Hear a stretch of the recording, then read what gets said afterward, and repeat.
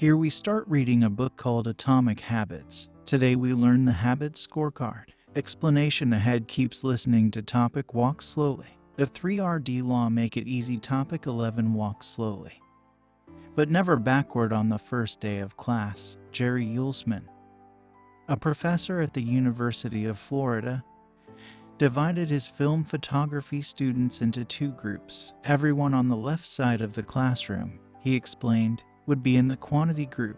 They would be graded solely on the amount of work they produced. On the final day of class, he would tally the number of photos submitted by each student. 100 photos would rate an A, 90 photos a B, 80 photos a C, and so on. Meanwhile, everyone on the right side of the room would be in the quality group. They would be graded only on the excellence of their work. They would only need to produce one photo during the semester. But to get an A, it had to be a nearly perfect image. At the end of the term, he was surprised to find that all the best photos were produced by the quantity group during the semester. These students were busy taking photos, experimenting with composition and lighting, testing out various methods in the darkroom, and learning from their mistakes. In the process of creating hundreds of photos, they honed their skills. Meanwhile, the quality group sat around speculating about perfection. In the end, they had little to show for their efforts other than unverified theories and one mediocre photo. It is easy to get bogged down trying to find the optimal plan for change, the fastest way to lose weight, the best program to build muscle, the perfect idea for a side hustle. We are so focused on figuring out the best approach that we never get around to taking action.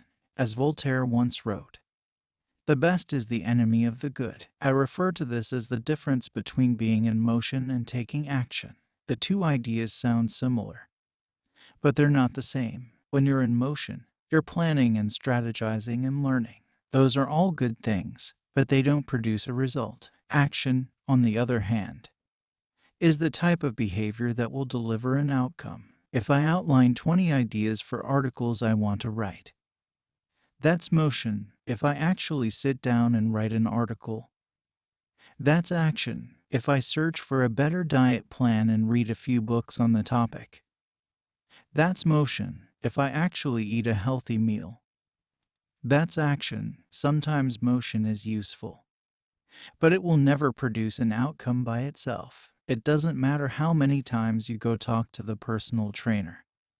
That motion will never get you in shape. Only the action of working out will get the result you're looking to achieve. If motion doesn't lead to results, why do we do it? Sometimes we do it because we actually need to plan or learn more. But more often than not, we do it because motion allows us to feel like we're making progress without running the risk of failure. Most of us are experts at avoiding criticism. It doesn't feel good to fail or to be judged publicly, so we tend to avoid situations where that might happen. And that's the biggest reason why you slip into motion rather than taking action. You want to delay failure. It's easy to be in motion and convince yourself that you're still making progress. You think, "I've got conversations going with 4 potential clients right now. This is good. We're moving in the right direction." Or, "I brainstormed some ideas for that book I want to write. This is coming together." Motion makes you feel like you're getting things done, but really, you're just preparing to get something done. When preparation becomes a form of procrastination, you need to change something. You don't want to merely be planning. You want to be practicing. If you want to master a habit, the key is to start with repetition, not perfection. You don't need to map out every feature of a new habit. You just need to practice it. This is the first takeaway of the third law. You just need to get your reps in. How long does it actually take to form a new habit? Habit formation is the process by which a behavior becomes progressively more automatic through repetition. The more you repeat an activity, the more the structure of your brain changes to become efficient at that activity. Neuroscientists call this long-term potentiation, which refers to the strengthening of connections between neurons in the brain based on recent patterns of activity. With each repetition, cell-to-cell signaling improves and the neural connections tighten. first described by neuropsychologist Donald Hebb in 1949. This phenomenon is commonly known as Hebb's law. Neurons that fire together wire together. Repeating a habit leads to clear physical changes in the brain. In musicians, the cerebellum, critical for physical movements like plucking a guitar string or pulling a violin bow, is larger than it is in non-musicians. Mathematicians, meanwhile, have increased gray matter in the inferior parietal lobule, which plays a key role in computation and calculation. Its size is directly correlated with the amount of time spent in the field. The older and more experienced the mathematician, the greater the increase in gray matter. When scientists analyzed the brains of taxi drivers in London, they found that the hippocampus, a region of the brain involved in spatial memory, was significantly larger in their subjects than in non-taxi drivers. Even more fascinating, the hippocampus decreased in size when a driver retired, like the muscles of the body responding to regular weight training. Particular regions of the brain adapt as they are used and atrophy as they are abandoned.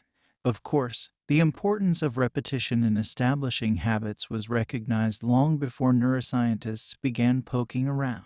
In 1860, the English philosopher George H. Lewes noted, "In learning to speak a new language, to play on a musical instrument, or to perform unaccustomed movements, great difficulty is felt, because the channels through which each sensation has to pass have not become established." But no sooner has frequent repetition cut a pathway than this difficulty vanishes. The actions become so automatic that they can be performed while the mind is otherwise engaged. Both common sense and scientific evidence agree. Repetition is a form of change. Each time you repeat an action, you are activating a particular neural circuit associated with that habit. This means that simply putting in your reps is one of the most critical steps you can take to encoding a new habit. It is why the students who took tons of photos improved their skills while those who merely theorized about perfect photos did not.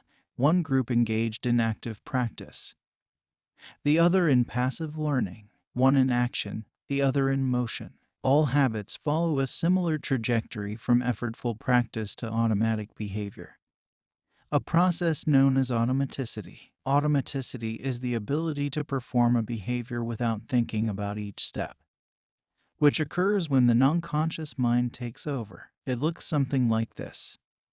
The habit line, figure 11, in the beginning.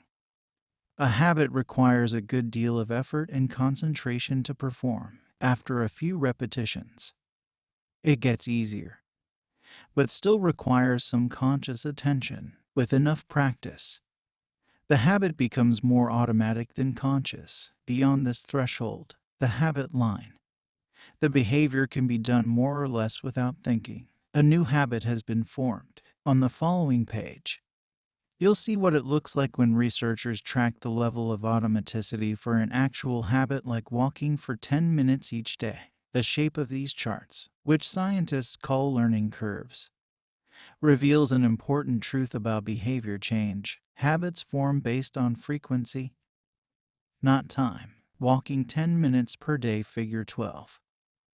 This graph shows someone who built the habit of walking for 10 minutes after breakfast each day. Notice that as the repetitions increase, so does automaticity, until the behavior is as easy and automatic as it can be. One of the most common questions I hear is, how long does it take to build a new habit? But what people really should be asking is, how many does it take to form a new habit? That is, how many repetitions are required to make a habit automatic? There is nothing magical about time passing with regard to habit formation. It doesn't matter if it's been 21 days or 30 days or 300 days. What matters is the rate at which you perform the behavior. You could do something twice in 30 days, or 200 times. It's the frequency that makes the difference. Your current habits have been internalized over the course of hundreds, if not thousands, of repetitions. New habits require the same level of frequency. You need to string together enough successful attempts until the behavior is firmly embedded in your mind and you cross the habit line. in practice.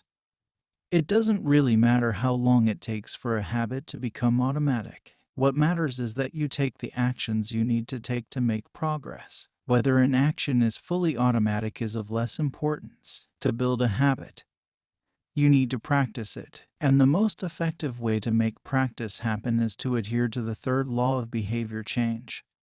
Make it easy. The chapters that follow will show you how to do exactly that. Chapter Summary: The third law of behavior change is make it easy. The most effective form of learning is practice.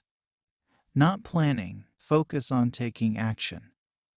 Not being in motion. Habit formation is the process by which a behavior becomes progressively more automatic through repetition. The amount of time you have been performing a habit is not as important as the number of times you have performed it.